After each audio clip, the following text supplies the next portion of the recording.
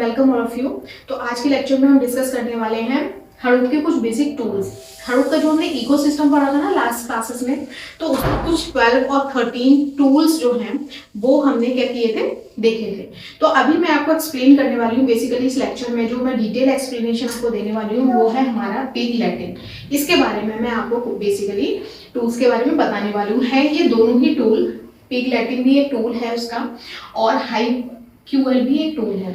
ये दोनों क्या है, ये दोनों बेसिकली कोडिंग पर्पस से यूज किए जाते हैं। पिगलैटिन के बारे में मैंने बताया था, ये एक स्क्रिप्टिंग लैंग्वेज है और हाइव जो QL है ये क्वेरी पर्पस के लिए यूज करते हैं, जो क्वेरीज रिटर्न करते हैं हम डेटाबेस से इंटरेक्शन करने के दौरान। ठीक है, तो अब ये दोनों का जो यूज है बेसिकली ये क्या है, इन दोनों का जो यूज हुआ वो इसलिए इंट्रोड्यूस हुआ इनका, क्योंकि जो कोड होता था जो बहुत ज़्यादा कोड फ्रेंडली नहीं है या जो प्रोग्रामिंग में इतना स्ट्रॉन्ग नहीं है जो लोग, तो उनको अगर क्या करना था, जो मैप रिड्यूस के लिए जो हम कोड करते थे ना, जो हमने मैप रिड्यूस में कोडिंग का सेक्शन पढ़ा था, मैप रिड्यूस प्रोग्रामिंग में कोड लिखना था, वो हमें जावा के बहुत ही कॉम्प्लेक्स सिंटेक्स लिखने पड़ते थे, जावा प्रोग्राम्स होते थे, तो वो सभी के लिए बहुत इजी नहीं थे, सभी उसमें कंफर्टेबल नहीं थे। तो क्या हुआ, उसके बाद पिगलैटिन जो लैंग्वेज है उसका इंट्रोडक्शन आया, हाइव का भी यूज किया।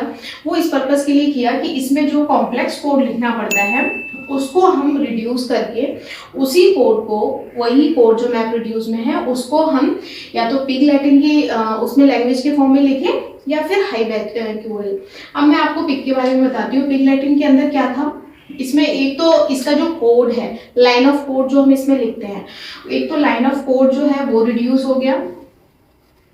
तो जब कोड रिड्यूस हुआ तो उसका क्या हो गया, डेवलपमेंट टाइम कम हुआ, इसमें डेवलपमेंट टाइम भी कम हो गया जो भी हम प्रोग्राम एग्जीक्यूट करते हैं, एज वेल एज उसका जो टेस्टिंग टाइम था वो भी ऑटोमेटिकली रिड्यूस हो गया क्योंकि लाइन ऑफ कोड रिड्यूस हो गए इसमें।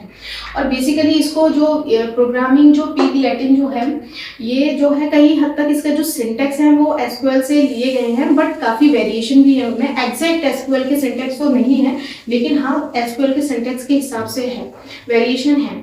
अब इसको जो है ना, पिगलैटिन जो लैंग्वेज है इसको बेसिकली ना रिसर्चर्स यूज करते हैं। इस लैंग्वेज को रिसर्चर्स यूज करते हैं इस पर्पज से कि डेटाबेस के साथ इंटरेक्ट कैसे करना है।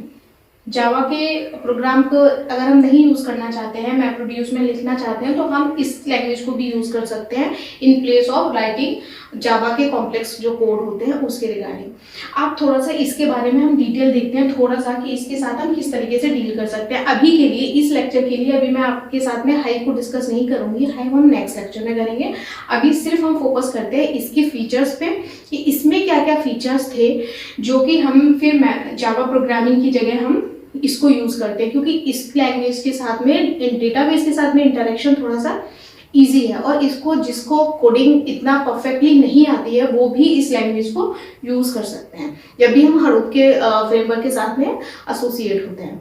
ओके, तो पिगलैटिन टूल का सबसे फर्स्ट आप याद रख सकते हैं कि ये एक प्रोसीजरल डेटा फ्लो लैंग्वेज है, एज वेल एज इसका जो एक्सप्लिसिटली यूज हुआ वो इसीलिए हुआ कि जो नॉन प्रोग्रामर्स लोग हैं वो डेटाबेस के साथ में इंटरेक्ट बहुत आसानी से कर पाएँ।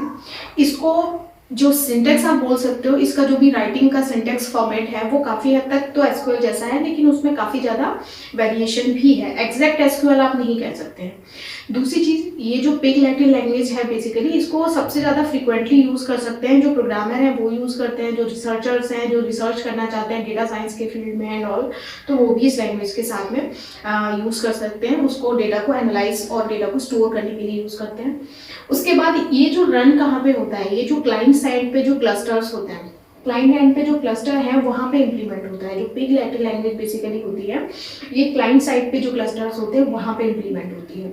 जब हम हाइव पढ़ेंगे तब डिस्कस करेंगे, क्योंकि हाइव जो होता है वो सर्वर एंड पे एग्जीक्यूट होता है। उसके बाद आता है इसका फाइल फॉर्मेट क्या होता है, जिस फॉर्मेट में हम सेव करते हैं ना, जैसे कि MS वर्ड का अपना है, PDF का अपना है, एक्सटेंशन होता है, वैसे इस फाइल का जो फाइल फॉर्मेट होता है ये AVRO फाइल फॉर्मेट को सपोर्ट करता है, जबकि हाइव नहीं करता, लेकिन ये पिग जो है ये AVRO फाइल फॉर्मेट को सपोर्ट करता है। उसके अलावा एक बेसिक एग्जांपल बताती हूँ कि ये इम्प्लीमेंट होता है जहाँ पे लार्ज डेटा सेट की बात होती है, जहाँ पे ह्यूज अमाउंट ऑफ डेटा होता है in the form of data set. तो वहाँ पे क्या होता है, इसका यूज़ करते हैं, पिग लैंग्वेज का यूज़ होता है। उसके बाद जो होता है, जो अपेचे पिग है ना, बेसिकली डेवलप ही इसलिए की गई थी कि जब लार्ज डेटा सेट के साथ में ऑपरेशन परफॉर्म करने हैं या उसके साथ में जो भी हमें इंटरेक्शन करना है, डेटाबेस के साथ में डेटा को फैच करना है, रिट्राइव करना है, एनी ऑपरेशन परफॉर्म करने हैं, लेकिन उस वहाँ पे डेटा सेट के फॉर्म में डेटा है, तो फिर वहाँ पे इंट्रोडक्शन हुआ अपेचे के पिग लैंग्वेज का।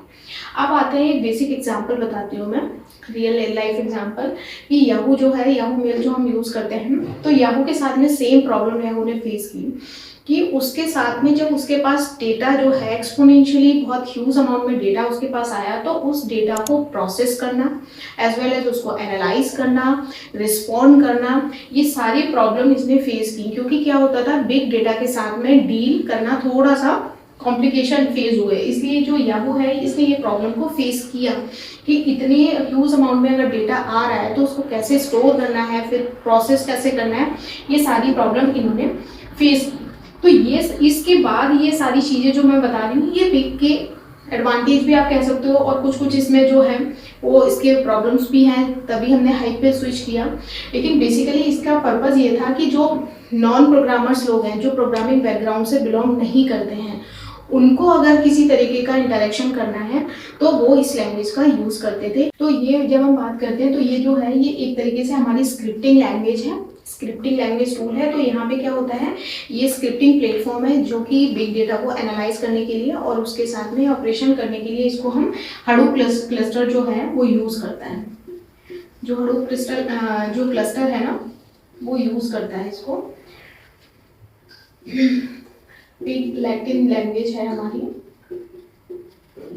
जब हमें स्क्रिप्टिंग में प्लेटफॉर्म को यूज़ करना होता है। और बेसिकली ये कुछ कुछ, जैसे हम XML है ना, XML हमारी स्क्रिप्टिंग लैंग्वेज है ना, तो इसमें हम स्क्रिप्टिंग के फॉर्म में, टेक्स्ट के फॉर्म में हम चीज़ों को लिखते हैं, तो इसका यूज़ हम कर सकते हैं। तो ये जो हडूप क्लस्टर होता है वो इसको यूज़ करता है। और ये जो क्लस्टर होते हैं बेसिकली ये ऑपरेट होता है क्लाइंट साइड पे, क्योंकि जब हम लिखते हैं कोड तो वो क्लाइंट मशीन पे रहता है, तो क्लाइंट साइड क्लस्टर पे एप्लीकेबल होता है।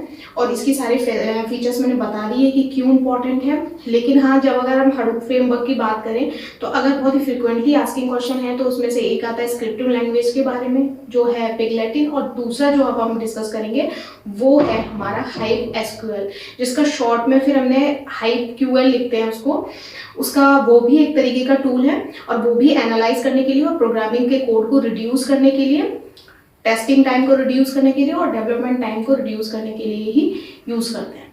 So thank you so much for watching us.